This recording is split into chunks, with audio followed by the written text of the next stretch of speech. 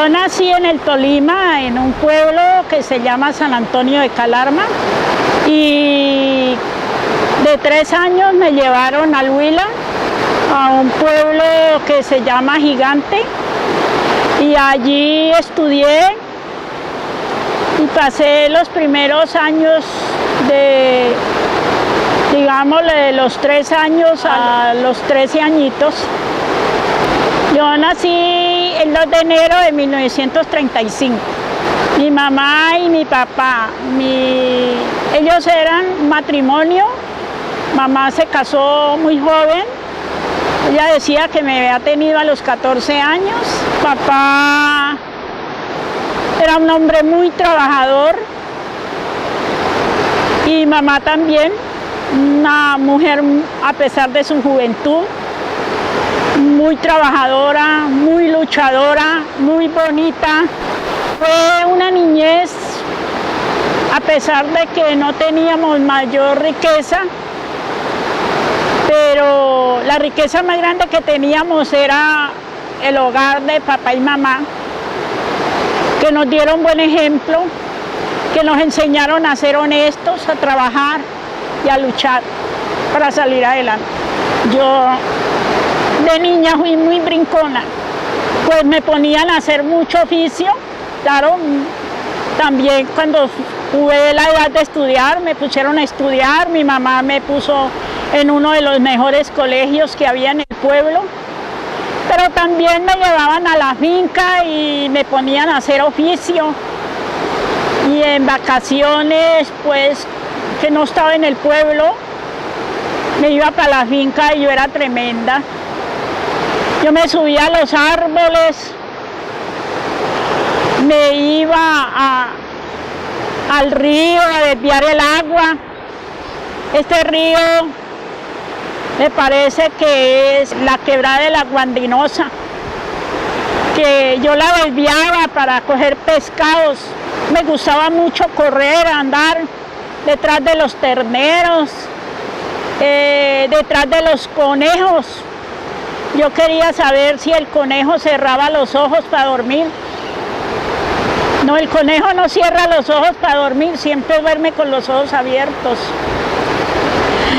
Yo me iba así como al pie de una cordillera, que en las tardes, que papá decía que eran el sol de los venados, me iba a ver bajar los venados por esa cordillera para ver cómo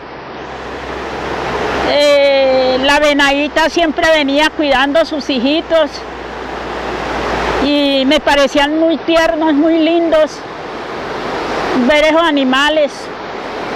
Me subía a los árboles a esculcarle los nidos a los pájaros.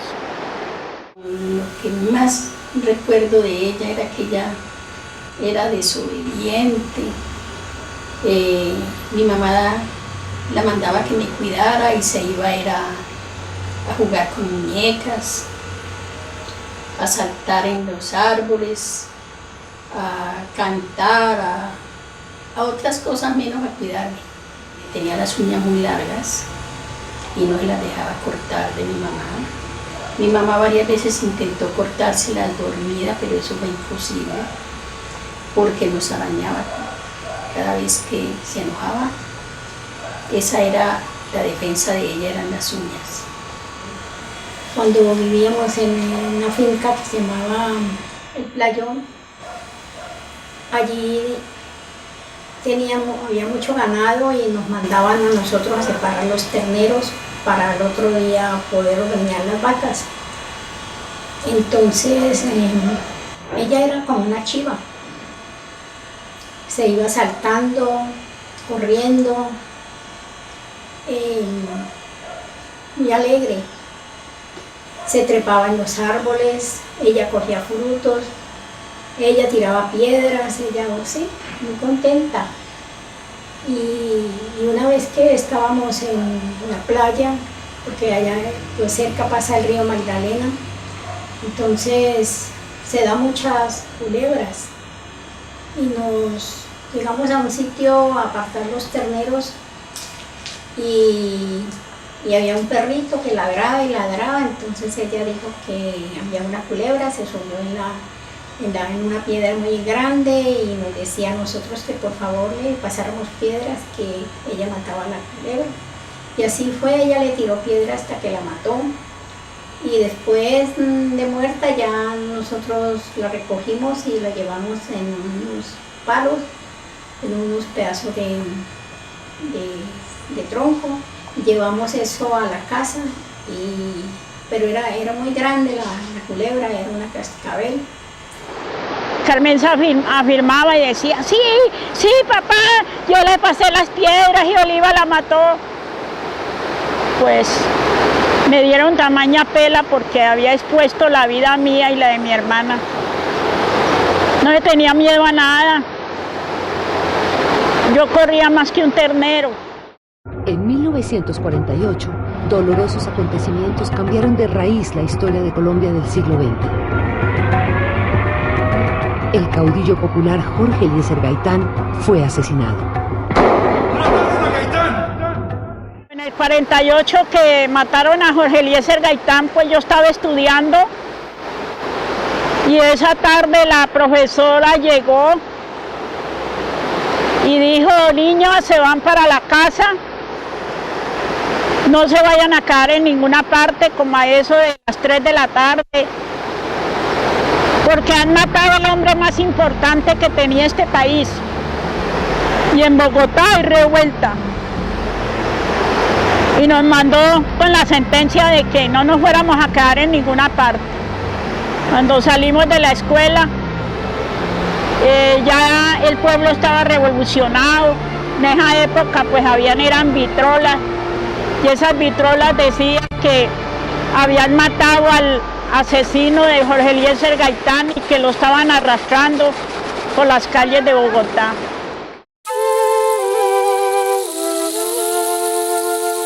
Papá, una vez que iban a haber unas elecciones, que era para Laureano Gómez,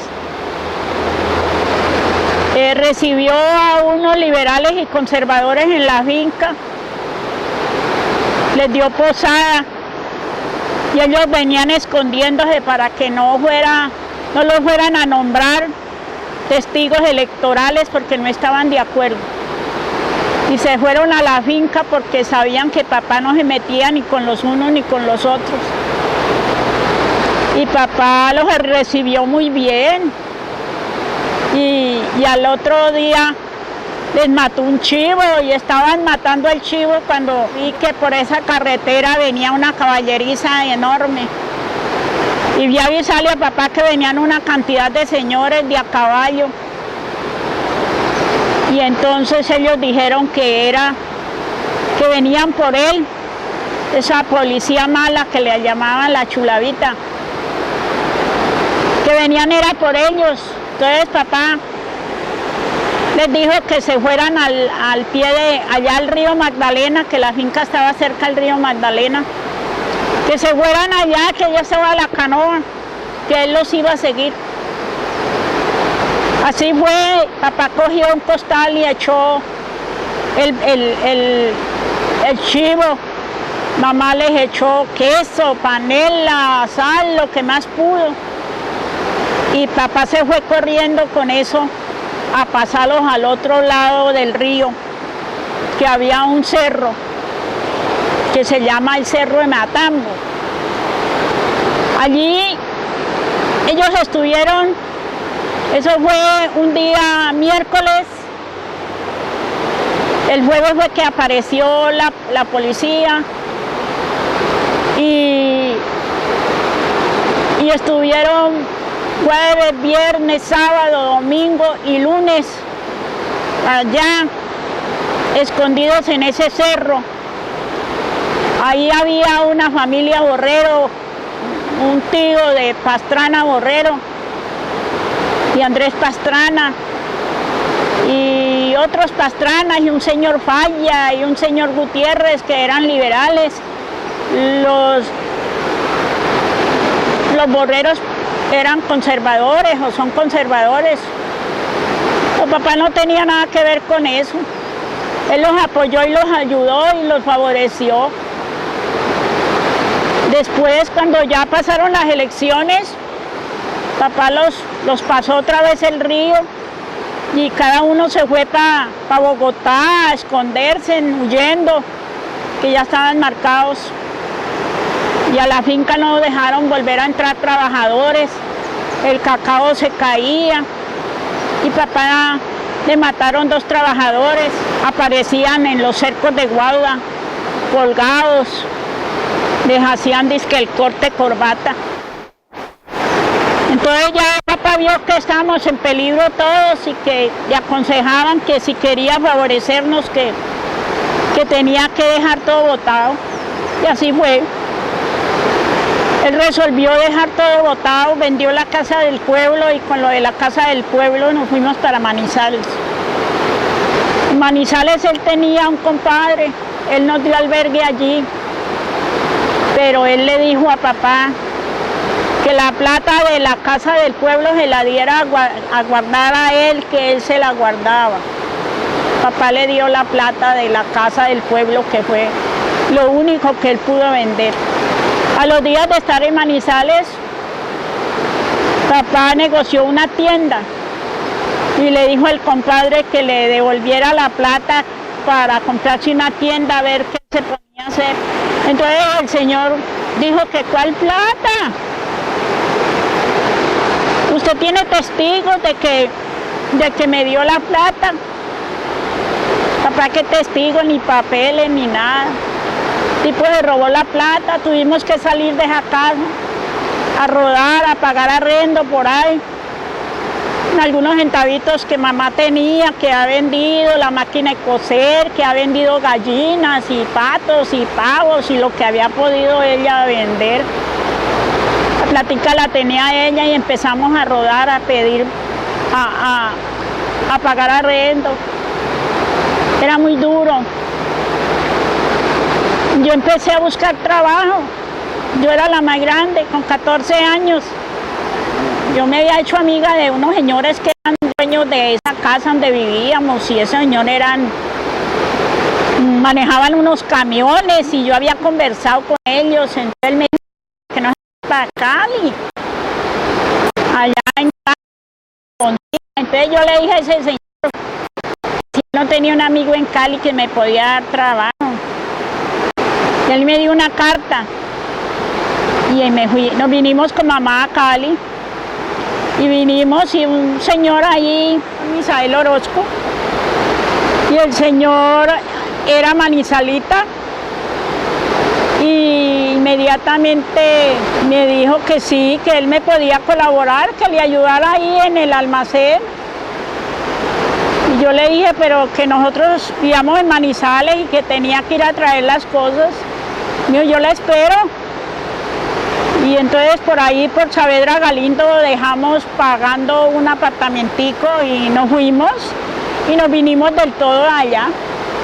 Eso fue como en el 53, vinimos aquí a Cali y empecé a trabajar allí.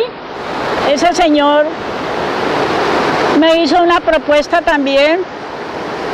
El señor era casado, tenía ya unos hijos grandes y él me dijo que yo era tan buena empleada y que yo sabía administrar, porque él se fue a la primera feria de Manizales que hubo y yo me quedé ahí sola y le tuve buenas cuentas y todo. Entonces me dijo que me saliera a vivir con él y que él me regalaba un lote donde hoy es la clínica de los remedios, que me regalaba ese lote, que le ponía un granero a mi papá, pero que me fuera a vivir con él.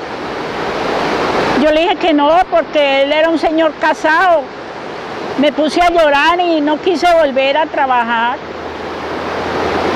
Seguí luchando, bregando a ver dónde entraba a trabajar y por ahí estuve trabajando en plisados, en algo de costura y en todo.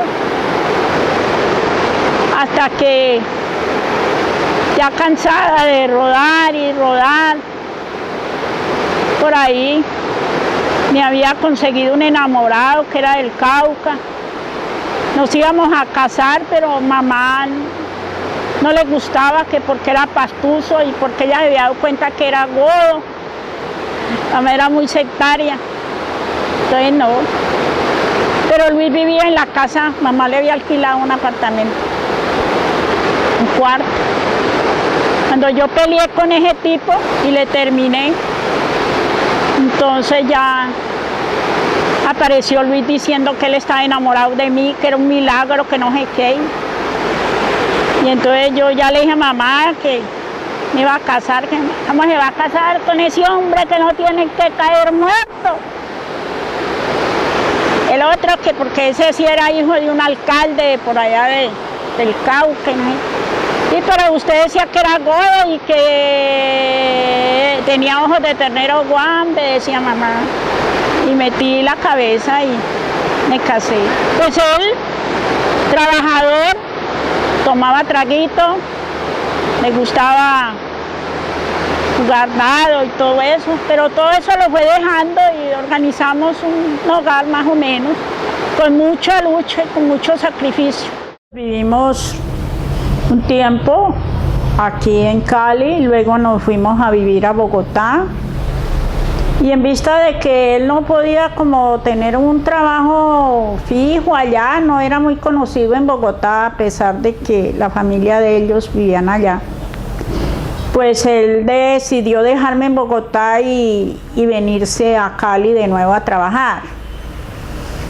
Pero pues ya era muy duro tanto para él como para mí estar distantes con dos hijos, a pesar de que la familia de él me aceptó muy bien, fueron unas personas maravillosas para mí, han sido siempre, la madrastra de él y el papá,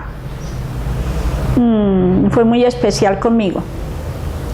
Entonces apenas él pudo girar dinero de aquí para venirme, un hermano de él, se llama Álvaro, que era un jovencito en esa época, me acompañó para venirnos a Cali.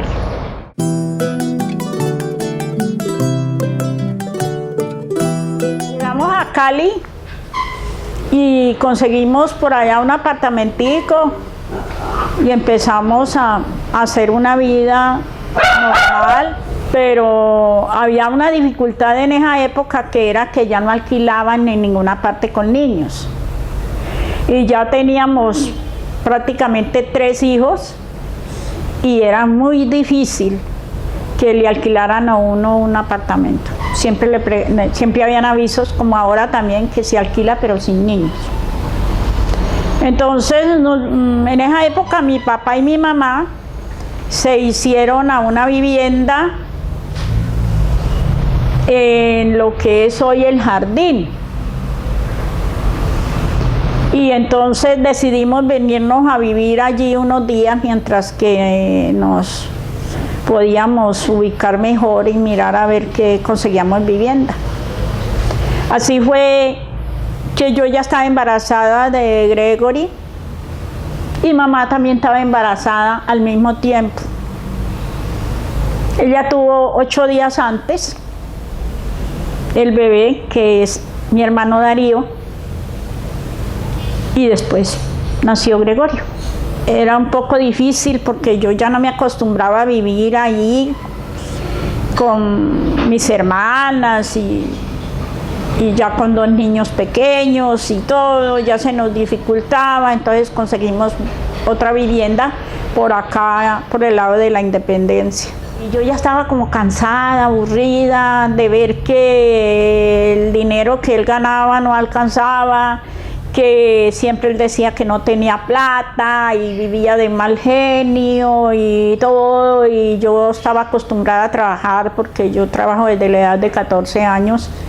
Entonces yo decía, no puede ser, yo no puedo seguir aquí nomás esperando que me den ni nada, yo tengo que capacitarme, yo tengo que hacer alguna cosa. El parto me lo atendió un señor, un médico, y yo le conté que estaba aburrida porque él me vio muy angustiada, muy aburrida, como sin ánimo de tener la bebé y todo.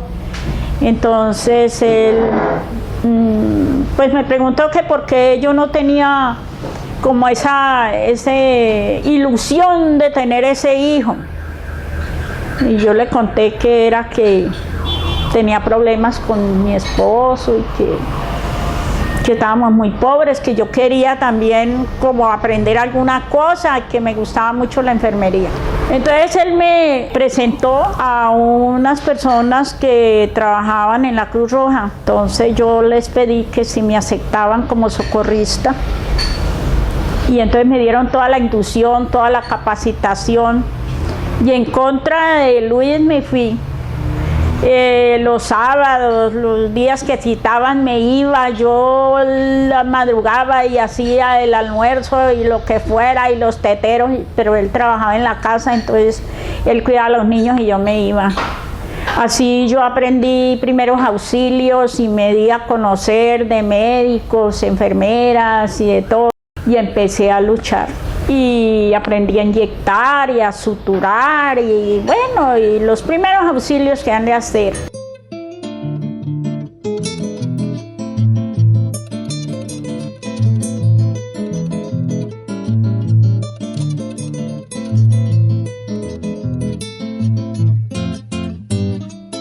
Eso sí, solo uno siempre a mi papá, es que él empezó a buscar como un terrenito, algo que nos cambiaba la forma de vida a nosotros. Mi papá se da cuenta de que iban a repartir unos lotes acá en la Unión, era toda la Unión, ¿no? Unión de Vivienda Popular. Sí, la Unión de Vivienda Popular, y se viene a la Unión de Vivienda Popular a afiliar, a inscribirse y toda cuestión.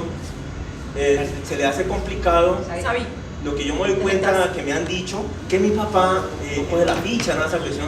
Pero ya a lo último, ya terminada la reunión, mi papá a veces le dice a Marco que le dé una ficha. Le pone cara de cordero. Sí, que pone esa carita de cordero degollado. Y Camargo por allá, abajo, yo no sé de dónde, saca una ficha de las que tenía preferidas él y le da una ficha a mi papá. Mi papá feliz con esa ficha, va y le comenta a mi mamá que ya tenemos la ficha para el lote. Entonces él dijo que nos viniéramos, que él iba a hacer una vivienda en Esterilla, que lo que fuera, pero que nos viniéramos. Pues yo también, pues en vista de que él decía que no tenía con qué pagar más una casa de esas y todo, entonces decidí pues venirnos y empezar a luchar.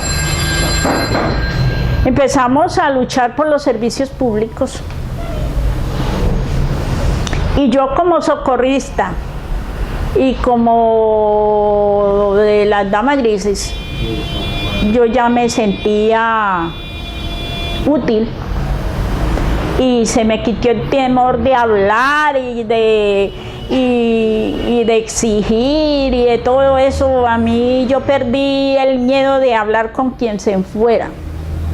El que me tocara, hiciera de cantarle las tablas, y las cantaba. Los lotes los habían entregado, eso no había servicios públicos, no había agua, teníamos que ir hasta la Independencia. En esa época para nosotros que éramos niños era difícil ir a la Independencia a traer el agua. Pero a la vez que había sufrimiento, había esa vaina de libertad, porque no había más casas, el monte. Me acuerdo del perro Regalo, ¿te acordás de Regalo? Un perro pastor alemán. Atrás de la casa pasaba la quebrada, que la vez que se inundó y la casa llena de agua y pasaba un pato de 2 centímetros por debajo de la cama de nosotros. Una época buenísima. Empezamos, los primeros fundadores nos tocó muy duro comprar el agua, no entraba carro, de noche menos, y mucha gente pues hizo pozos sépticos y nosotros no hicimos eso, solamente hicimos una letrina, cargábamos el agua de la Independencia o comprábamos el agua. Empezamos a trabajar unidos, porque cuando hay dificultad la gente se une, nos unimos. Todos hablábamos el mismo lenguaje, los servicios públicos. Alguien le dio por cogerse la luz de la finca que de allá de Ciudad 2000, que era el dueño de estos terrenos. Y allá, por allá había un transformador y cogieron la luz a la brava. Naturalmente que eso no era sino como por presionar, porque un transformador de esos no podía con más de 5, no sé cuántos bombillos, en todo caso eso explotó, nos quedamos sin la luz. Entonces nos la cogimos de la Independencia a la brava. Sabíamos que las empresas municipales venían a quitarla y entonces pagábamos un tipo con un cohete allá, un volador, y cuando venían las empresas municipales lo hacía, lo quemaba y se oía la explosión, pues en esa época radios y mucha bulla no había, y se oía desde acá y salíamos todo el mundo corriendo, especialmente las mujeres, y amenazábamos con piedra y con palo para que se bajaran de los postes y nos dejaran la luz. Presionamos así, tuvieron que postear y traernos la luz. El agua fue lo mismo, comprando caneca de agua. Yo no recuerdo cuántos serían 5 centavos, 5 pesos, no sé, no recuerdo. Pero compramos la caneca de agua y había que tasarla. Entonces una noche, unas personas que sabían de alcantarillado y sabían por dónde pasaba, rompieron allí donde hoy es Puerto Rellena, rompieron un tubo madre y nos pegamos de ahí. Cogimos el agua a la brava.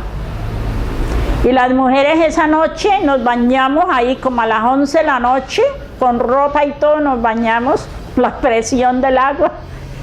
Y eso era una recocha, y al otro día teníamos agua en las casas. Ahí ya nacen las pilas, porque ya en Cali es necesario que había mucha gente ya, porque eso se fue invadiendo, y ya en Cali ve la necesidad de meter agua, y una parte de la electricidad se demoró un poco más, ¿ya?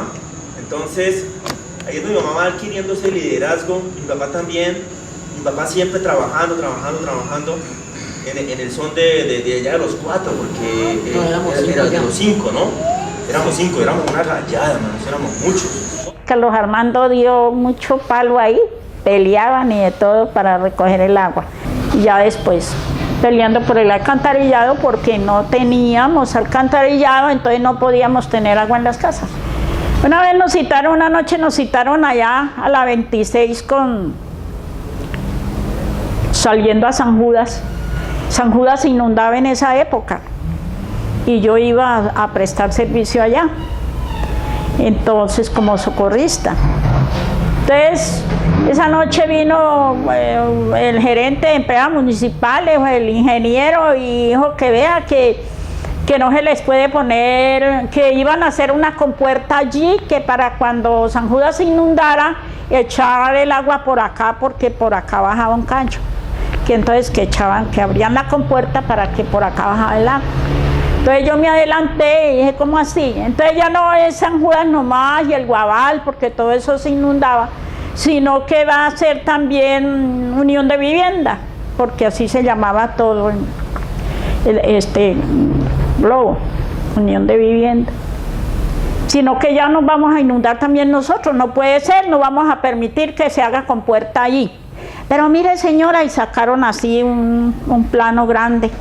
Mire señora, lo que pasa es que ustedes están a nivel Cauca y por eso no se le puede colocar alcantarillado, porque ustedes están a nivel Cauca. ¿Cómo así que a nivel Cauca? Sí. Entonces yo miré ese plano y dije, pero si es que ese plano es obsoleto, eso es muy viejo, eso tiene muchos años, tenía como 15 años. Entonces yo lo jalé así, entonces otra señora lo jaló de allá y rompimos el plano. Entonces ese ingeniero se fue furioso, se subió a ese jeep, echaba chispas, decía que qué señoras tan groseras, que habíamos roto ese plano y que ahora verá que ese plano valía un infierno de plata y que no sé qué, bueno, y se fue. Pues a nosotros sí nos daba temor que nos fueran a cobrar ese plano porque uno bien pobre y todo. Es que Entonces cuando sí, pasaron como 6 meses, cuando un día, una tarde, vi un carro de las empresas de alcantarillado que cuadró acá. Dijo, usted es la señora Oliva, ¿cierto? Le dije, sí señor. Cuando yo vi el alcantarillado, yo dije, uy, vienen a cobrar ese plan. Yo salí con cara de revólver y dije, sí señor. Digo, usted fue la señora que rompió el plano allá arriba, ¿no? Digo, yo no, nomás yo no. Sino que ese plano es un plano obsoleto, ya es un plano que tiene más de 15 años. ¿Cómo es posible que no puedan hacer un estudio, a mirar a ver qué posibilidades de que nos pongan agua?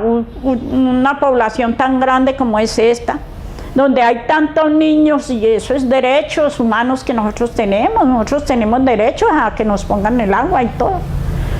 Entonces me dijo, pero ustedes son muy agresivas, rompieron ese plano valía un millón de plata. Y pues sí, pero ¿qué vamos a hacer? Digo, pues señora, ¿sabe a qué he venido? Le dije, no sé. ¿A qué habrá venido usted? Dijo, adivine y le digo. Y pues diga, a ver. Me dijo, no, vengo a felicitarla. Porque ustedes tenían razón. Se hizo un nuevo estudio y se ha aprobado el alcantarillado. Así llegó todos los servicios públicos a nuestro barrio.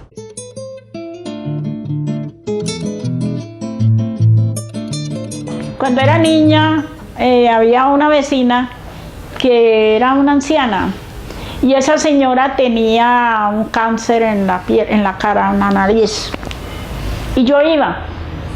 No vivía sino con un hijo. Como la señora estaba desfigurada del rostro, casi nadie la visitaba. Y yo me iba para allá. Y muchas veces me mamé mis buenas pelas porque yo me iba y le hacía el chocolatico a la señora y le fritaba el huevito, le ponía a hacer el caldito y tal. Y yo estaba pendiente de ir a ver a la señora porque me daba mucho pesar. Yo pienso que en ese momento de pronto fue que se despertó como la idea de servirle a los demás. Una vez le consulté a mamá, ¿y usted cómo es que llegó porque pasó una señora, iba es que para Maracaibo, que le aplicaba una inyección.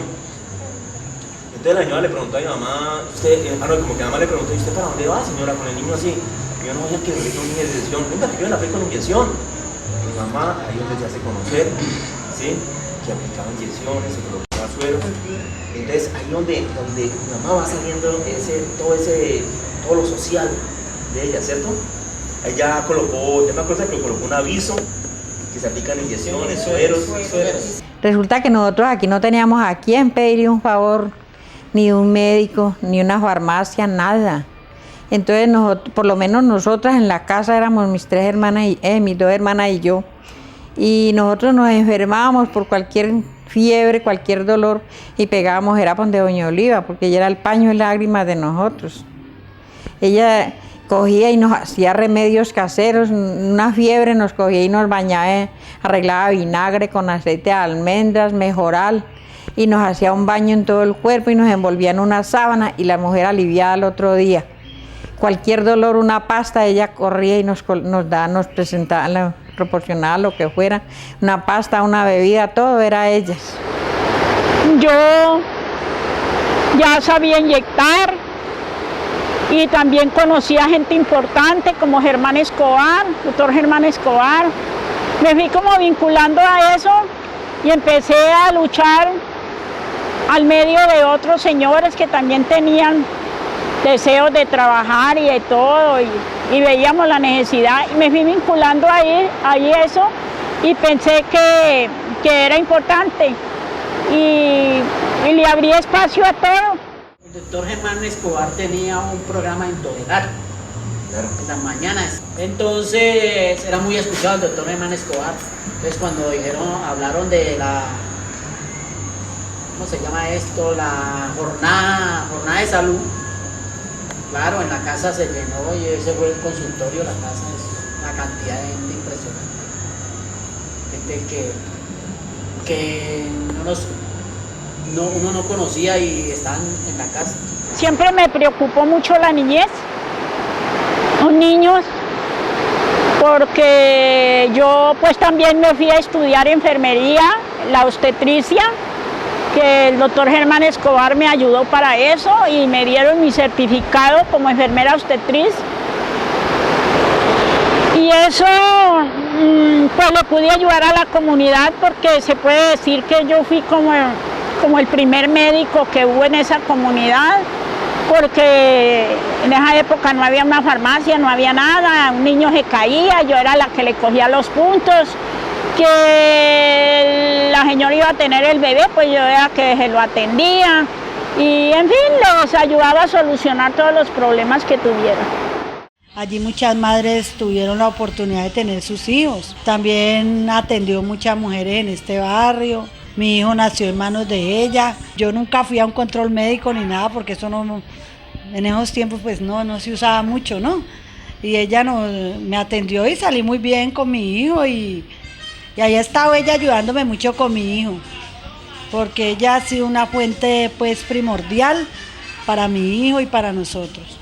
Mi madre nos comentaba que cuando llegamos aquí, que llegó mi madre y mi padre, esto por aquí eran puras montañas, lomas, no había casi servicios, era un barrial completo por toda parte, no había hospitales, y cuando ya mi mamá estuvo en embarazo de nosotros, para la hora de salir, ella estuvo pendiente ahí, estuvo auxiliando a mi mamá, le atendió el parto, que salimos 3 jóvenes, trillizos, que ella ahora es mi madrina y que fuimos creciendo y todo, y ella estuvo siempre al lado de nosotros, pendiente de toda mi familia. Eso fue como una necesidad, claro, que ella misma miró, que no había nadie más quien podía ayudarle a la gente. Ella comenzó a ayudar a la gente así.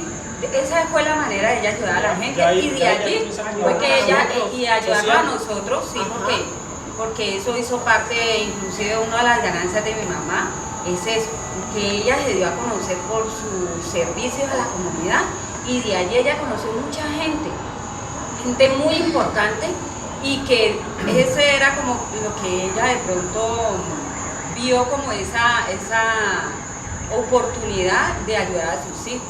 Bueno, yo me acuerdo muy bien, porque se trata de recordar, y cuando mi mamá hacía esa obra social, mi mamá salía a atender sus partos y a veces llegaba y descargaba el maletín cuando vea que la señora, porque por aquí se dedicaron a tener hijos.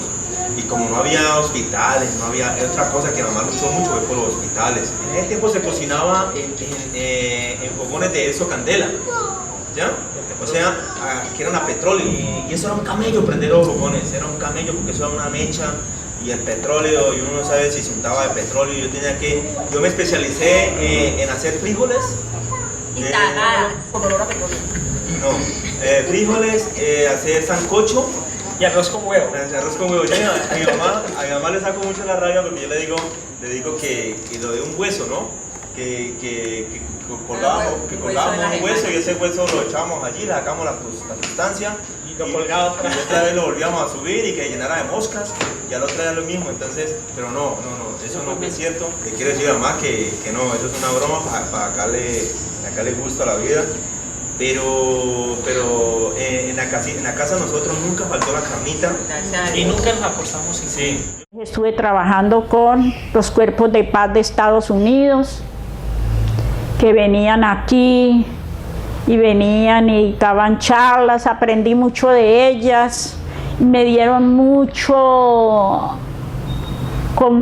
como una importancia, me apoyaron y lo divulgaron. Por ejemplo, en una ocasión que una espina pescado se me atravesó en la garganta y me iban a abrir el cuello.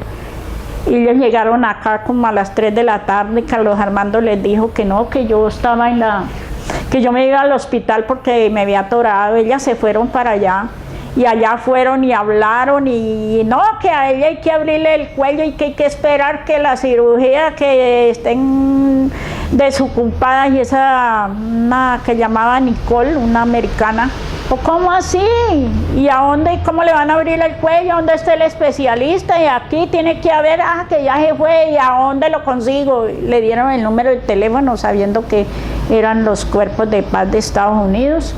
Ella lo llamó, habló con él y como a la media hora llegó y me hizo el examen y me sacó esa espina por intermedio de unos sistemas de algo electrónico. Me sacó la espina después de que me iban a abrir. Y ella le dijo a ese señor, mire, en mi país, personas como esta señora, que nos consta, que presta servicio allá en esa comunidad tan grande, tienen servicio médico gratuito y son bien atendidas, porque aquí no. Entonces no me cobraron, me regalaron la droga y ya llegué acá como a las 8 de la noche, ya sin la espina y todo.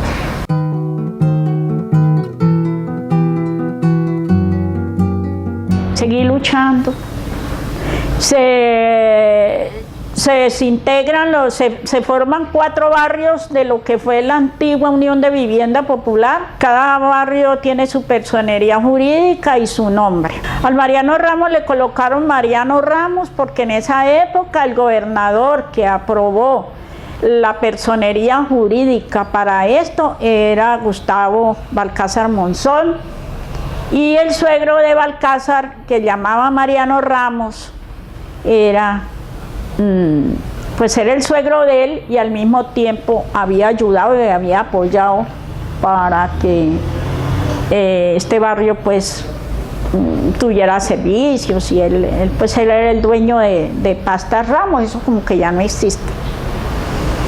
Entonces, en honor a él le colocaron a Mariano Ramos. Me empecé a involucrar, empecé a conocer los políticos, porque ya en la primera junta comunal yo ya figuraba y yo era la tesorera, y entonces empecé a vincularme mucho con los políticos de turno, con el gobernador, con el alcalde, con distintos personajes, y ellos me fueron conociendo y yo también, y fui soltando la lengua más. Y ya no me daba miedo coger un micrófono, ya no me daba miedo hablar en público. Venían los candidatos a la presidencia, hacían tarimas y decían que hablara la señora Oliva de Barrios, y yo me subía y hablaba, y yo les decía, yo hablo como pueblo, yo no hablo como ejecutiva, yo hablo como pueblo, y yo hablo lo que siento. Tengo una anécdota, cuando ella me dice a veces, es que ayúdame a hacer un discurso, que tengo que hablar en tal parte, le digo yo, el día que yo te haga un discurso, ese día te vas a enredar. Contá lo que vos sabes y contá tu vida y todo lo que has hecho. Yo no necesitas hacer discurso y te llevas a más de uno. Y es cierto, nunca ella necesita un discurso, sino, no sé, siempre dice, ve, mira que tengo que ir a tal parte, ayúdame a hacer un discurso, porque yo escribo. Yo le digo, no necesitas discursos. Contá tu vida, contá todo lo que has hecho y con eso tenés. Y es verdad, siempre he salido adelante en sus discursos, donde ha ido. Y empecé a untarme de comunidad y la misma comunidad me fue apoyando y pudimos hacer de esa comunidad una comunidad muy buena. Aquí no habían calles, estaban trazadas, pero no habían calles. Aquí el único bus que entró aquí, la primer bus que entró aquí, fue la rosada, crema rosada. Fue la única que entró. Y después fueron entrando, pero esto no era un lodazal horrible. Por toda parte eran quebradas, por toda parte no tenía, mejor dicho, uno cuando llovía aquí no sabía por dónde coger. En tal caso, hoy en día el barrio se ve empavimentado, se ve sus casas bien bonitas, se ve todo lo que nunca pensábamos nosotros que iba a ser el barrio Mariano Ramos.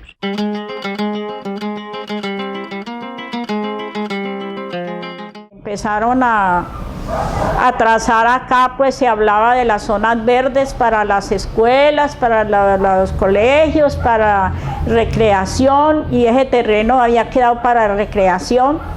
Pero habían personas interesadas en hacer galerías ahí, en hacer bloques de cemento, y bueno, y una tarde vinieron unos invasores y empezaron a hacer unos cambuches. Como nosotras por aquí éramos muy unidas, las señoras de esa época, y como los niños eran muy pobres, nosotras nos uníamos en tiempo de Navidad y hacíamos empanadas, y hacíamos esas hojuelas, hacíamos tamales rellenas, e invitábamos a los políticos que venían por acá a buscar votos, los invitábamos a que nos compraran, y la gente nos compraba también. Y esos fonditos era para hacerles el pesebre a los niños y darle un detallito a cada niño. Entonces estábamos unidas a trabajar, y los niños sabían que la promotora de eso era yo. Y yo siempre les hablaba que allí les íbamos a hacer un parque. Cuando se inauguró el parque de Mariano Ramos, que ella también fue la promotora de eso, fuimos con los niños y llevamos banderas de Cali, banderas de Colombia, y la gente dijo que ella había llevado banderas del Partido Liberal y que con los niños de la escuela estábamos haciendo proselitismo político, cuando es muy falso. Ella era alegre porque se estaba dando al servicio el parque. Ese fue como un hijito de ella. Yo recuerdo que el parque Mariano Ramos lo iban a invadir. Mi mamá, alguien fue y le dijo a mi mamá, doña Oliva, están invadiendo el parque, y mi mamá salió corriendo al parque. Y llamó a otros líderes. Y llamó a otros líderes, y fueron y se parquearon allá, llamaron a la policía y empezaron. Yo recuerdo que nos tocó ir corriendo porque empezaron a darnos piedra. Empezaron a darnos piedra y corra, porque mi mamá había ya avisado a la policía y le ofrecieron a mi mamá que cogiera varios lotes, 2 lotes, si no estoy mal. Mi mamá no quiso, mi mamá decía que eso debía ser un parque para que los niños de la comunidad se recrearan. Bueno, eso pasó y lo desafectamos. Estuvo ahí como 15 días la policía cuidando de que no fueran a invadir, y después conseguimos que se enmayara, y ahí está el parque. En el parque nos hicimos deportistas porque no había en dónde, y me acuerdo que era la cancha del Boca, pero la cancha del Boca era la cancha nomás, y no habían juegos, no había nada, no había nada. Y ahí jugamos. Y entonces, sí jugamos, pero ya esto ya fue más integral, habían juegos, había canchas de básquetbol y todo. Yo me acuerdo que allí mis primeros pinitas en el fútbol. Y me acuerdo, por ejemplo, mi hermano Armando, cuando iba al parque, íbamos a jugar, y se llevaba a la novia de ese tiempo, y me mandaba a comprar rellena por todo.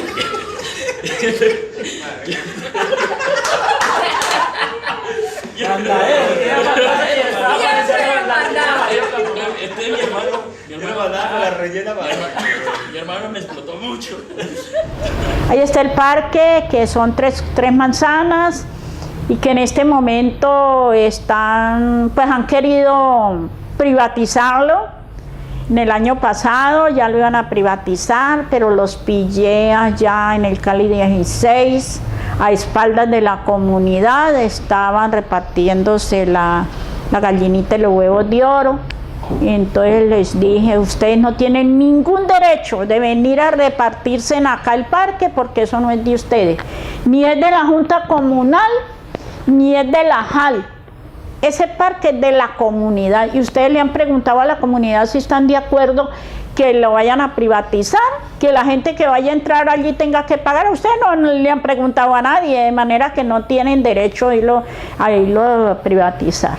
Le querían colocar Marisela Urrutia, y resulta que Marisela Urrutia nunca hizo nada por el parque. Nunca hizo nada por el parque ni por el parque. Al contrario, fue una persona que se benefició del parque, porque aquí fue donde se hizo ella. Entonces mi mamá, eso sí lo alegó. Sustentando algo sobre el parque, cuando nacemos, nuestros padres le ponen un nombre, Después el gobierno lo sustenta con la cédula y ya somos ciudadanos. Y ya somos identificados ante nuestro país. Y la cédula de nuestro barrio, para mí, es el parque. Es la identificación de nuestro barrio. Cuando la gente viene de otro lugar y quiere venir a hacer un deporte, van a decir, ¿dónde está el parque Mariano Ramos? Están identificando nuestro barrio. Legalmente ese parque no debía llamar así como ella. Se debía llamar Mario Rivas Suárez.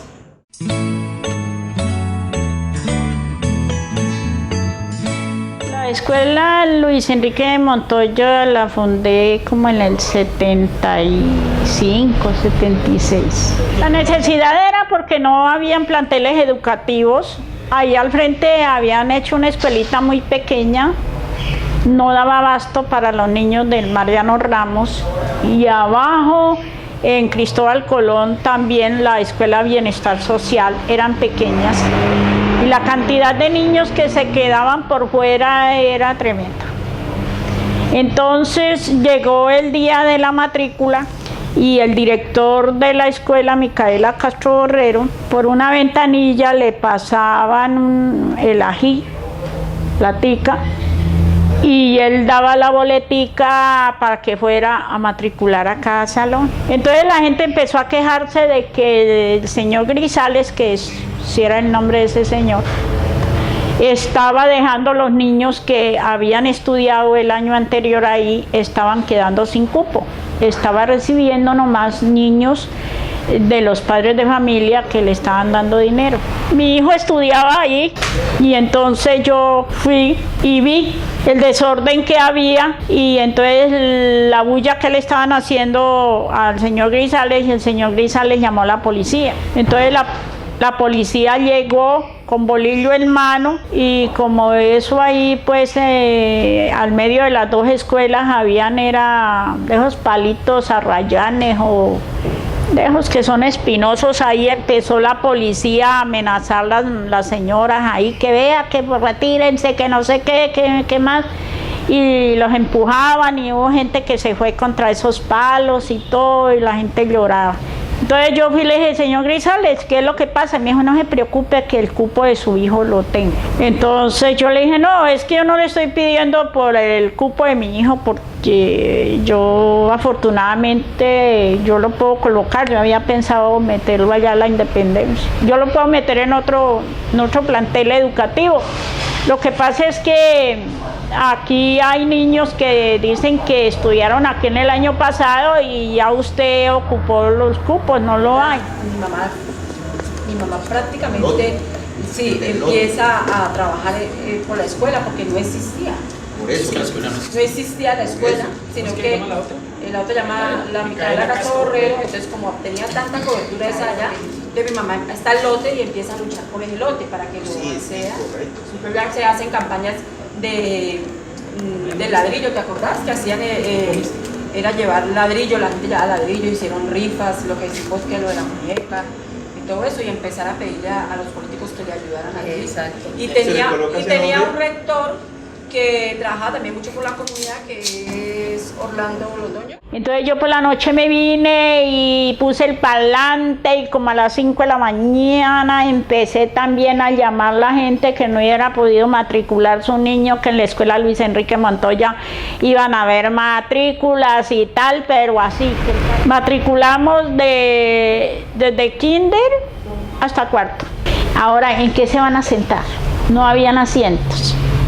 Y pues traigan lo que se pueda, en lo que pueda, si ustedes tienen una banquita, una mesita o lo que ustedes traen. Algunos padres de familia trajeron unos tarros de saltines Noel que venían grandes, así unos tarros que eran como planos, y en eso se sentaban y banquitas y acomodamos ahí y empezaron a funcionar. Llegaron más profesores, para cada salón su profesor, y le inscribí al hermano del doctor José Vicente Montoya, que fue la persona que nos colaboró aquí con una escuelita que había por allá de una señora. Y entonces yo sabía que ese señor era el secretario del ministro de Educación en Bogotá, y le escribí una carta como un memorial solicitándole bibliotecas y él me mandó 3 bibliotecas para la escuela y empezó a acosar allá para que me mandaran los pupitres. Y en agradecimiento al trabajo que había hecho el doctor José Vicente Montoya, allá en esa escuelita que era de una señora que era desplazada por la violencia y era profesora, y ella empezó a enseñarle a los niños, pero no tenía nada, y él llegó acá y les daba cuadernitos y les daba cositas, apoyó a la señora. Conocí yo al doctor Luis Enrique. El doctor Luis Enrique Montoya tuvo un accidente y se murió. Entonces, en honor a esa persona que nos dio la mano aquí en la educación, yo quise que le colocaran Luis Enrique Montoya, y además de eso, que el hermano José Vicente estaba en el Ministerio de Educación en Bogotá y me había apoyado para el material de la escuela. Así fue que solicité al alcalde, o solicitamos las personas que estábamos trabajando, que se le colocara el nombre de Luis Enrique Montoya, y era el alcalde Ernesto González Caicedo, y él nos aprobó la personería jurídica con el nombre de Luis Enrique Montoya. El nombre de Luis Enrique Montoya se le colocó y se hizo saber a la familia de él. El doctor José Vicente Montoya, que era hermano del finado, trabajaba en ese tiempo como secretario del ministro de Educación y estuvo muy pendiente de esa escuelita. Siempre se realizaban las primeras comuniones a los niños. Doña Uliva luchó mucho por eso y conseguía los vestiditos para los niños, la fiesta, la torta. Esos niños eran felices y ella igual, feliz de verlos a ellos tan contentos con su ropa. Y eso dio fruto y dará fruto, yo sé que toda la vida. En una ocasión, en 1989 más o menos, mi esposo estuvo muy grave en el hospital departamental. Lo tenían en la sala de observación y no me lo querían operar. En ese tiempo ella era concejal y le tocaba el departamento de salud. Yo la llamé y le dije que no me lo querían operar, que yo qué hacía, y llorando. Entonces ella vino y en la portería no la dejaban entrar. Y ella rogando pues que la dejaran entrar, que tenía que ir a mirar qué pasaba con un paciente familiar de una amiga de ella. Y no, cuando por allá un policía dijo, vea, déjenla pasar a la señora, déjenla pasar acá. Y pues ella feliz de que la dejaron pasar, cuando la gente le dijo, doña Oliva, usted a mí no me recuerda porque yo era un niño, pero yo sí la recuerdo porque gracias a usted yo hice mi primera comunión y tuve mi vestidito. Y eso nunca lo olvidaré. Esas son satisfacciones que a uno le quedan. Yo soy feliz sirviéndole especialmente a los niños, sirviéndole a esta comunidad.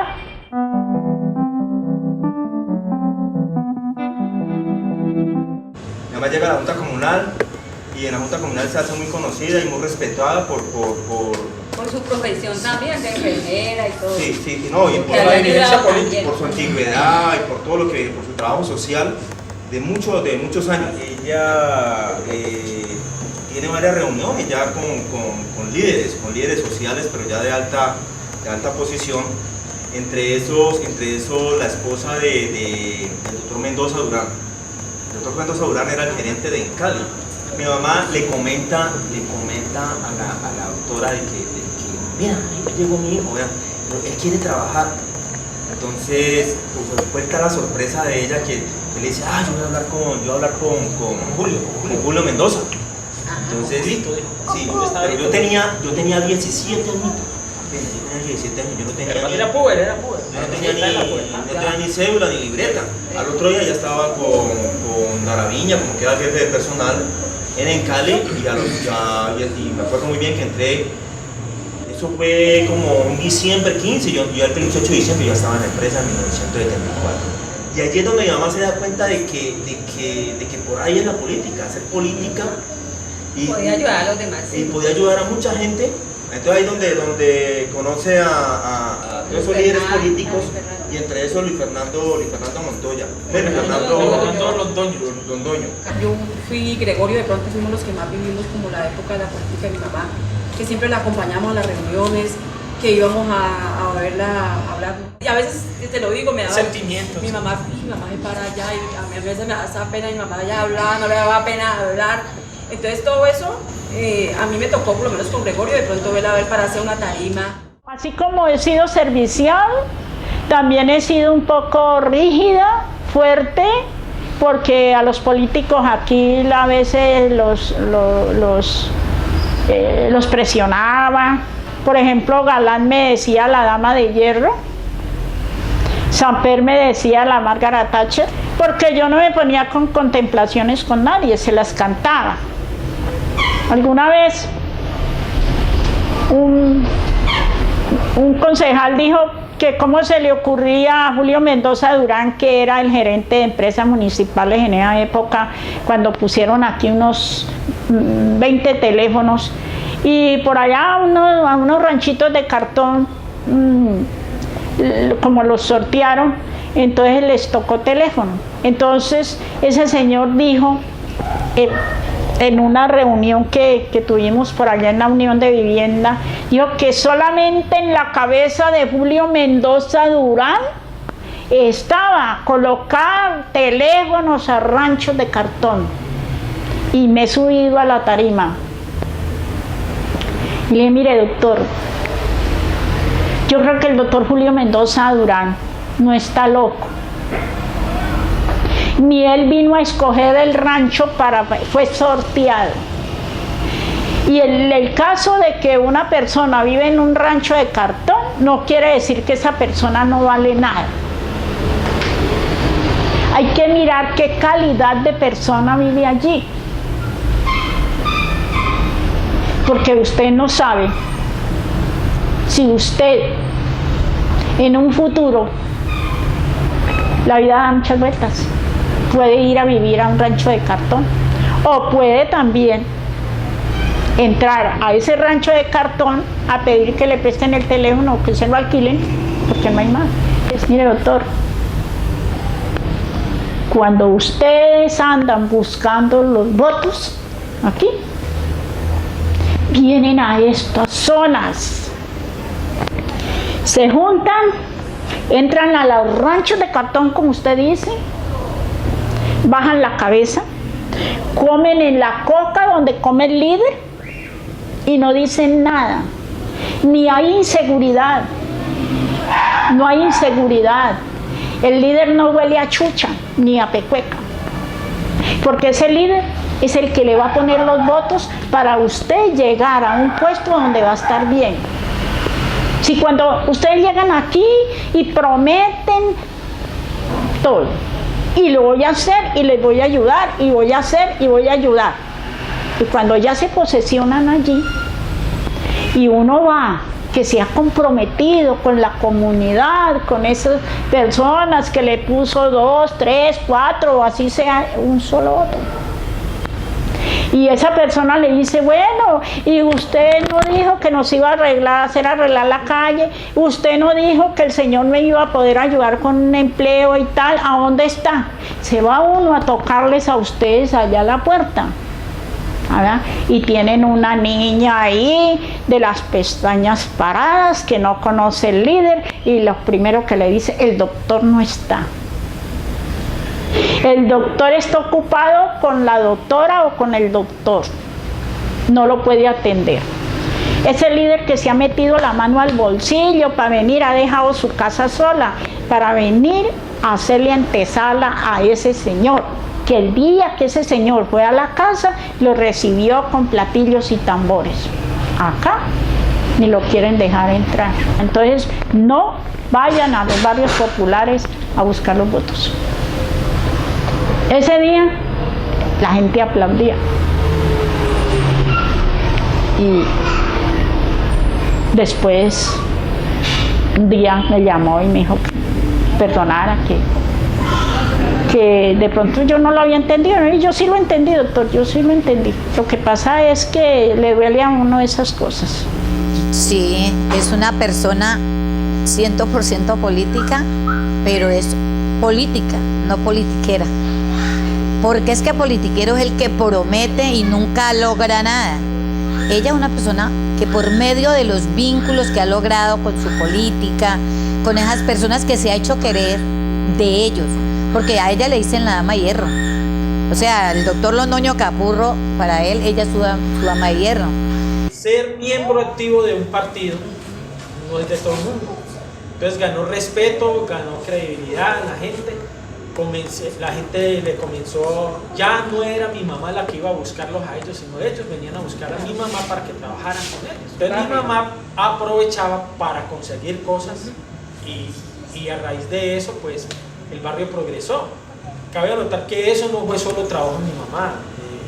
Mi mamá llega donde llega porque nosotros estuvimos siempre al lado de ella y hemos estado siempre al lado de ella, pero también los líderes políticos creyeron en el trabajo de mi mamá. De hecho, esa gente ¿Y por qué mi mamá nunca se separó del doctor Fernando Londoño? Porque fue tanto el apoyo de ella, de ese señor con ella, que era tan incondicional, que la hizo llevar al Consejo de Cali. Pues yo, en vista de que había trabajado tanto, el doctor Luis Fernando Londoño, después de que salió de la gobernación, se fue al Senado y una noche me llamó desde Bogotá y me dijo que él quería que yo fuera concejal. Y yo pues se me hacía pues que de pronto era para que yo figurara, y como yo figuraba entonces la gente votaba. Entonces yo le dije: mire, doctor, yo ya he figurado como 3 veces en las listas para el consejo, pero he figurado por allá en un tercer renglón. No estoy dispuesta a seguirle cargando ladrillo a nadie, porque yo sé que un segundo o tercer renglón es muy difícil sacarlo. Entonces yo le agradezco mucho, esa noche me estaba llamando de Bogotá, yo le agradezco mucho su intención que tiene, que usted quiera que yo sea concejal, pero yo no voy a servir de relleno. Yo, si me postulo al consejo, es en el primer renglón o nada. Entonces me dijo: no, yo quiero que usted sea la cabeza de lista. Naturalmente, que le voy a ser sincero, yo voy a colocar al doctor Iván Restrepo como cabeza de lista, pero el doctor Iván va para la Secretaría de Hacienda, entonces usted es la que se posesiona como concejal. Y pues si es así, sí. Él me costeó todo, afiches, todo, yo no gasté un peso. Y los amigos y los vecinos, y la juventud, como John Jairo Hernández, como Aníbal, como William, muchos jóvenes de aquí me apoyaron y se hizo la propaganda. Yo hice un desfile desde aquí hasta Las Vallas en una carroza de esas, una cosa de esas, y salí concejal.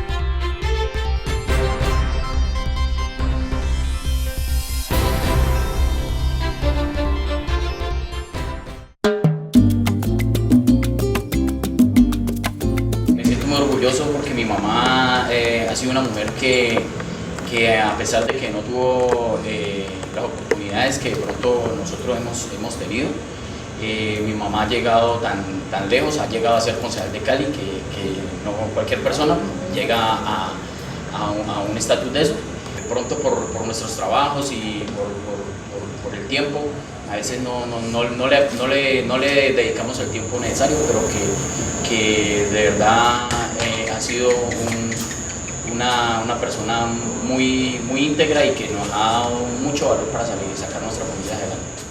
Verdaderamente Dios ha sido muy bueno conmigo, y a pesar de que de pronto no soy tan entregada, pues porque me entregué mucho a mi familia, a mis hijos y a la comunidad, pero Dios siempre me ha acompañado. Y todo lo que he soñado, lo he tenido.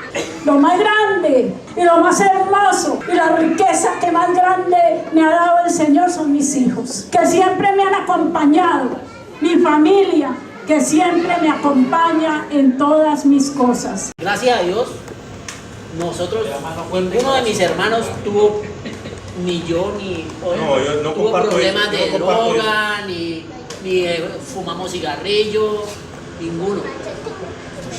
Y eso se lo debemos a mi mamá y a mi papá. Nosotros vivimos una niñez muy bonita porque Carlos Armando era tan creativo. Ambicioso, él era ambicioso. Eso, ambicioso por la plata. A él le gustaba mucho conseguir la plata, entonces él conseguía los huesitos y nos enseñó a nosotros que los huesitos que quedaban, nosotros los quedábamos botados. Íbamos a la esquina que había donde compraban y eso eran 5 o 10 centavos.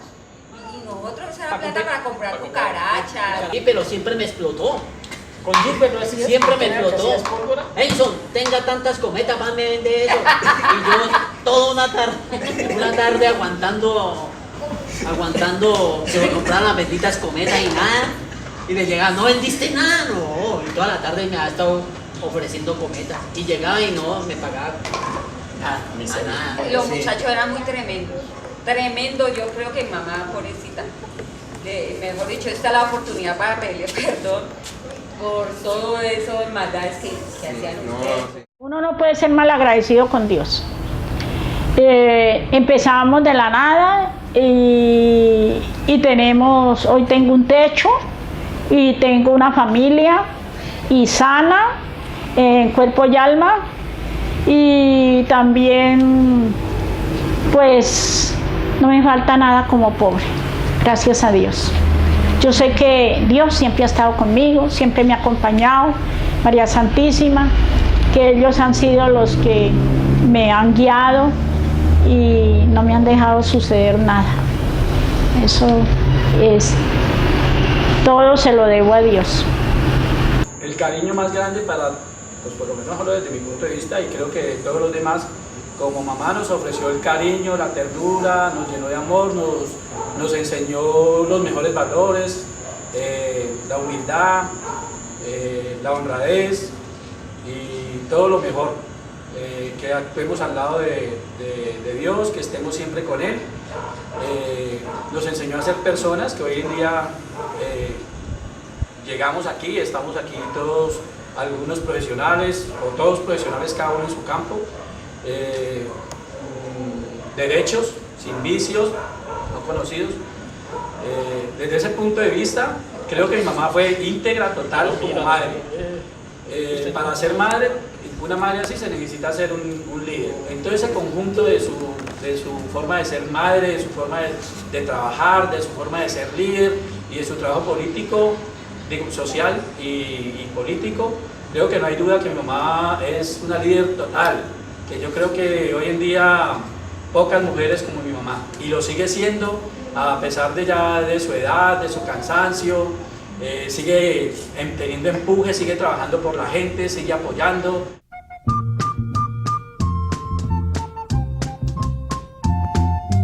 La razón de mi mamá, de la vida de mi mamá, yo creo que la obra bandera de mostrar a mi mamá es el hogar infantil.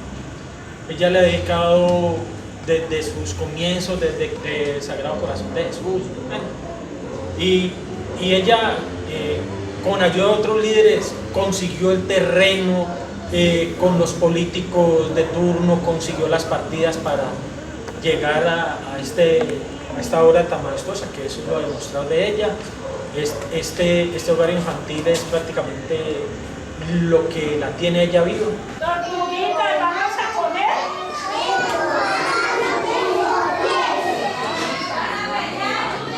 Tortuguita, ¿vamos a bailar? Sí.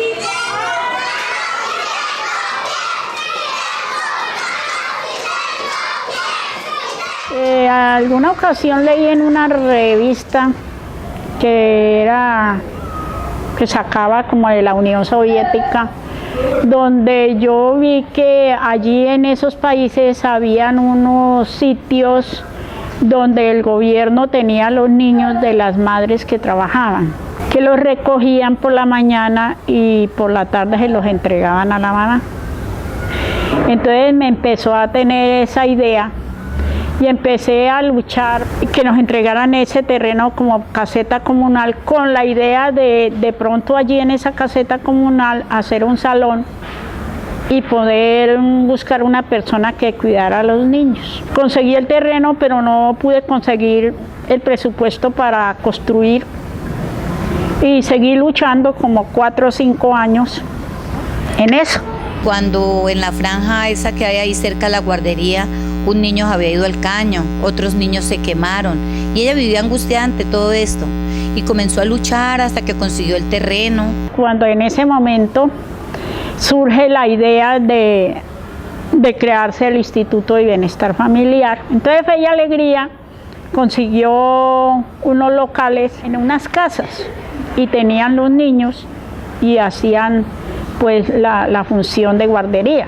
Pero cuando el Instituto de Bienestar Familiar ya empieza a crearse, entonces empiezo yo a tener la idea de que se hiciera una institución de esas. Presentamos el proyecto con algunos amigos y lo debatimos en el consejo y entonces me dijeron que se tenía el terreno y yo dije que sí, que aquí había un terreno a continuación de la escuela Bienestar Social. Entonces ya el gobierno empezó a escucharnos y ya la idea fue general, pues ya era de quitarle esos programitas pequeños que tenía Fe y Alegría para formar ya unos hogares infantiles y esta comuna, por el hecho de tener buenas zonas verdes, entonces nos preguntaron a cada miembro de junta qué quería cada cual. Yo presenté la idea del hogar infantil y la persona, el presidente de la Junta Comunal de Unión de Vivienda, dijo que a él también le gustaba. Y el de aquí de República de Israel también les gustó mucho la idea. Y también hablé de la posibilidad de que hubiera como una escuela a nivel SENA, donde pudiéramos que la juventud se capacitara, que fuera como a nivel SENA, capacitación. Entonces el señor de Antonio Nariño dijo que a él le gustaría tener esa escuela. Entonces así se aprobaron los 3 hogares infantiles, Renacuajo, Cecilia Caballero y Casita de Chocolate. Empecé a sacarle la personería jurídica, nos asesoraron y de todo.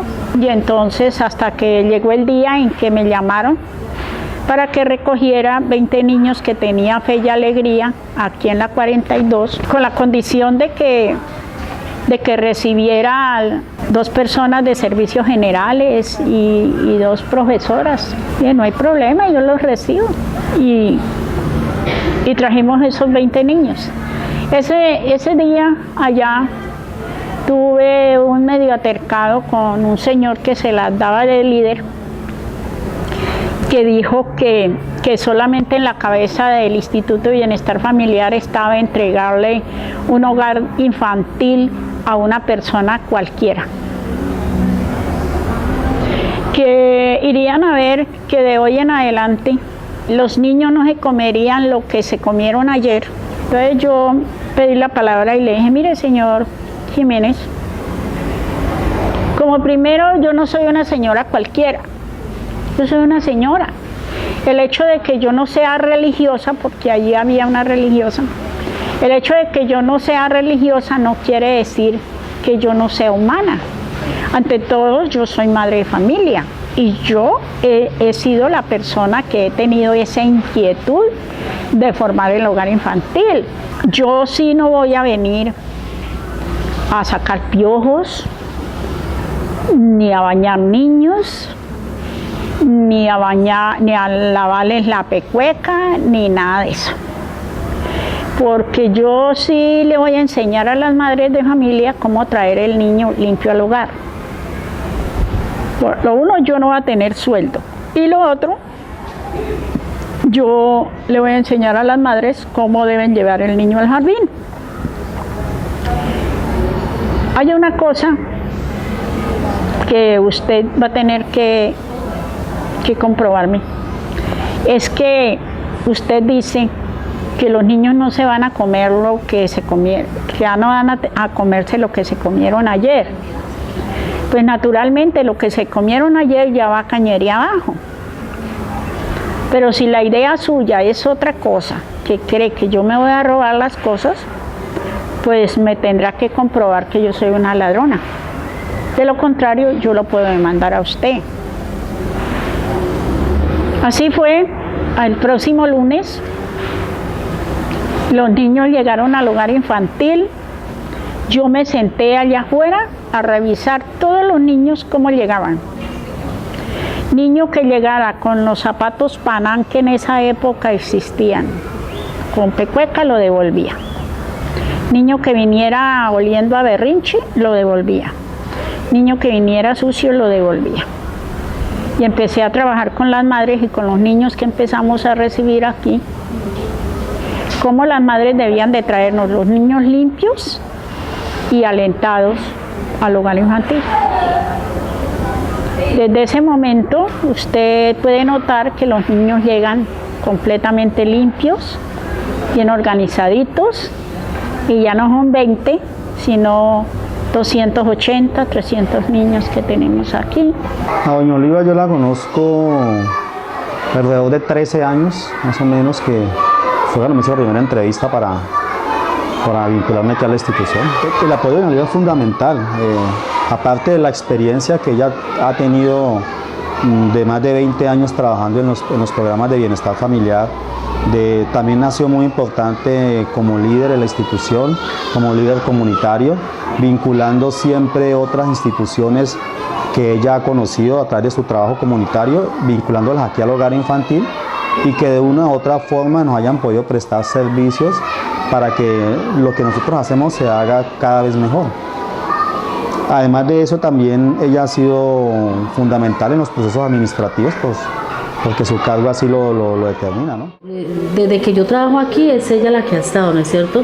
No he tenido, digamos, la oportunidad de tener otra persona que pueda liderar el hogar infantil, pero he visto en otros hogares infantiles y que lo manejan, por ejemplo, instituciones, por ejemplo, el grupo ese del Club de Leones, el Club Activo 2030. Entonces no he visto como ese mismo cariño que le expresa doña Oliva, por ejemplo, a los niños. Ella es nuestra representante legal y además de eso es como muy amiga de los niños, ellos la quieren, todo niño la adora. Siente el trabajo con los niños, es algo que es innato a ella, que es parte de sus principios, de su personalidad, y cuando eso es así, pues sencillamente los niños lo perciben de una forma muy natural, muy fácil, y eso hace que ellos sean tan cariñosos con ella y viceversa. El niño que es un ser puro, digamos, en todo el sentido de la palabra, de una u otra forma le queda más fácil captar cuando una persona que está a su lado le está brindando cariño, lo quiere sinceramente. Mentirle a un niño sobre el cariño es difícil. A un adulto se le puede engañar con cosas, pero a un niño es más difícil, y los niños captan esa sinceridad que tiene ella. Para ella es innato el servicio al niño, el relacionarse con el niño, y yo creo que lo vemos todos los días cuando ella viene y los niños se abalanzan y ella les brinda ese cariño, ese apoyo, y niños que muchas veces carecen de eso en la casa y lo encuentran en una persona relativamente extraña a ellos. Yo pienso que es innato en ella, es algo muy natural.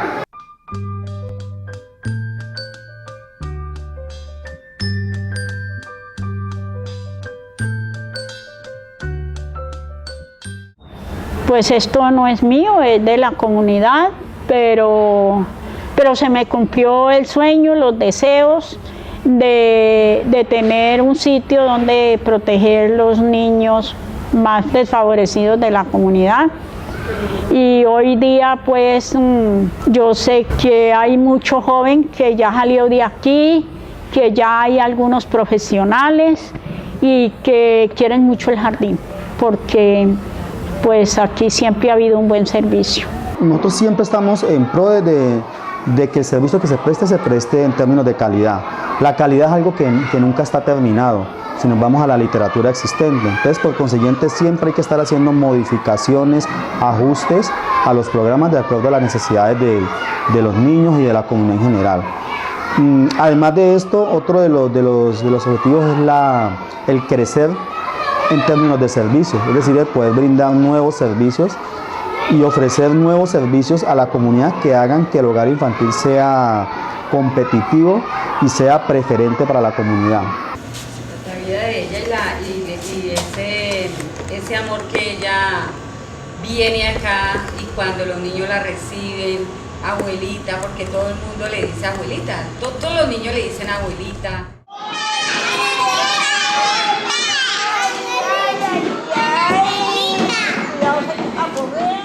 E inclusive en estos días nomás decía ella que ella, una niña como 3 o 4 años, que le dijo abuelita, que mi Dios la bendiga. Eso para ella, eso es muy lindo. Ella, nomás con que los niños la abracen y le digan abuelita, con eso ella tiene. Ella adora este hogar, lo adora. Y no solamente porque también por los niños, sino porque también ha podido ayudar a otras personas de aquí mismo del barrio. Yo me imagino a mi mamá sin tener que venir a ver los muchachos, ver crecer los nietos, los bisnietos, los niños. Cada vez que hay un acto aquí y que yo tengo la oportunidad de venir, se le ve el entusiasmo, la alegría de ella cuando habla. Es que el papá de este niño que está aquí, él estudió aquí. Entonces ella se llena de ese orgullo de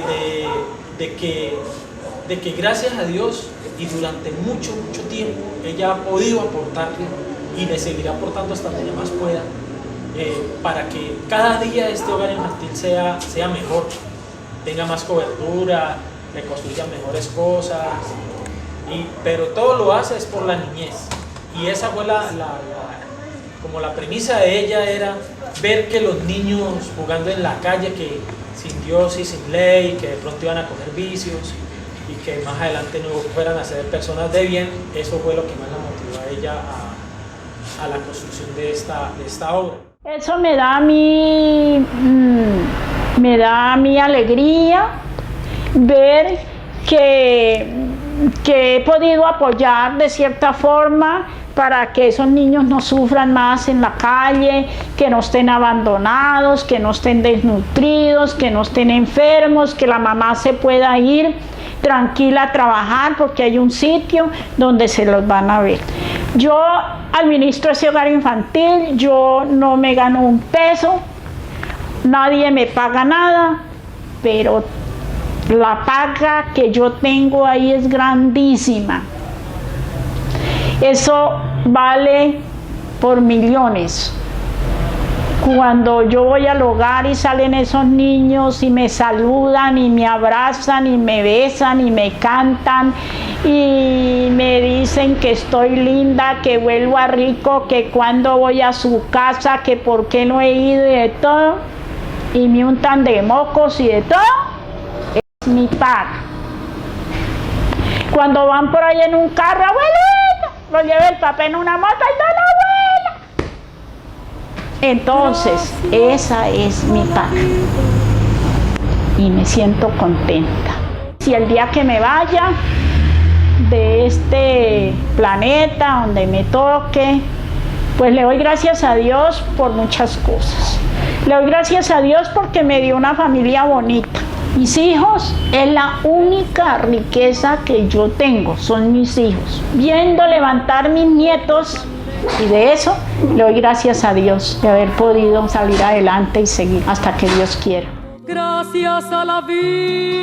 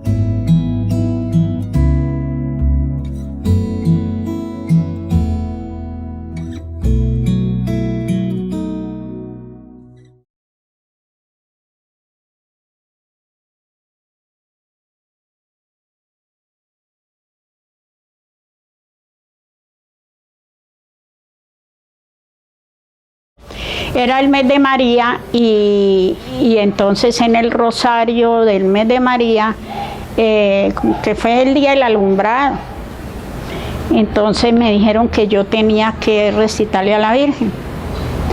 Entonces yo le recité un poema que dice, se llama Flores ante el altar de María, y dice: ¿por qué llevas, madre mía, flores frescas y olorosas, tan lozanas, tan hermosas a la mesa del altar?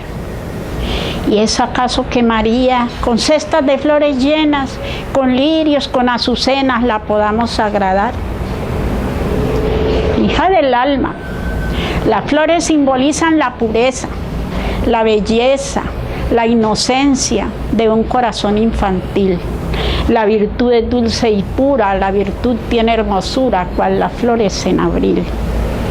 Y aquella Virgen gloriosa, sin borrón, sin mancha alguna, más radiante que la luna en toda su plenitud, quiere en cada alma una rosa que conserve la fragancia, la infancia y el brillo de la virtud. Oh, si quieres agradarla, a tus clamores propicia, aborrece la codicia y practica la caridad. Oh, ama a tu Madre Divina, consérvale todo el alma, y si quieres hallar calma en el valle del dolor, huella la tierra mezquina, alza los ojos al cielo, que allá tienes tu modelo en la Madre del Señor. Noble y digna cual la palma, cual la azucena fragante, cual la violeta un instante no conoció la altivez. Espejo limpio del alma, ¿quién habrá que no la mire? ¿Quién habrá que no suspire por llegar hasta sus pies? Oh, bendice tu ternura, su santidad sin mancilla, dobla ante ella la rodilla y ofrécele el corazón. Y en tus horas de amargura, recuerda tu santa historia, alégrate por tu gloria y pídele protección.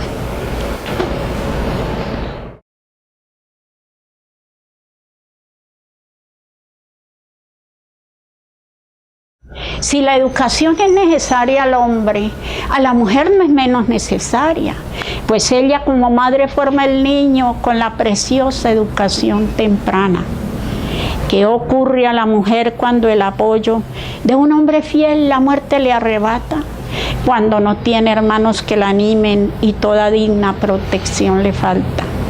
Queda la viuda infeliz que apenas verla, cuando de tiernos hijos rodeada, no puede defenderse ni defenderlos de los peligros que en contorno amaga. ¿Cómo podrá velar por su familia si en sí misma tiene confianza y solo sabe que es mujer y es débil con una educación muy limitada? No hay entre su actitud y sus deberes equilibrio posible a su ignorancia. A su buen corazón le faltan medios y en vano se desvive y llama. Cuando la madre es ignorante y débil, pueden los hijos tiernamente amarla, mas no conseguirá que le obedezcan lo que ella incierta y temerosa manda.